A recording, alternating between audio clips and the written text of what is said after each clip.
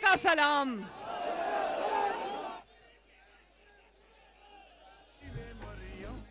मेरी बहनें इतनी बड़ी तादाद में आई हैं, मैं सबको मेरी तरफ से बहुत बहुत प्यार। और यहाँ ये स्पेशल मेरा भाई बैठा है, माजूर है, अल्लाह ताला इसको शिफा दे, नवाज शरीफ का झंडा पकड़ के बैठा है। मेरी तरफ से आपको बहुत बहुत दुआएं। और वो सोशल मीडिया टीम बैठी है, सरगोदा के सोशल मीडिया के शेर बैठे, आप सबको शाबाश। और यहाँ पिंडाल में मेरे भाई, बुजुर्ग, बच्चे सब शामिल हैं, आप सबको मेरी तरफ से सलाम।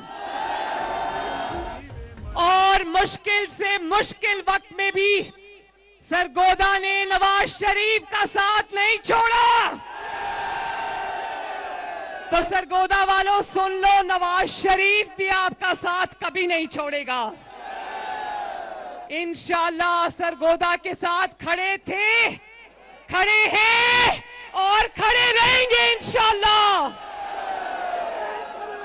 सरगोदा वालों, आज मुझे बड़ी खुशी हुई देखकर कि सरगोदा न सिर्फ नवाज शरीफ का चाहने वाला है, बल्कि ये जो बैनर्स, प्लेकार्ड्स और ये जो इंसाफ का तराजू आज सरगोदा ने उठाया हुआ है,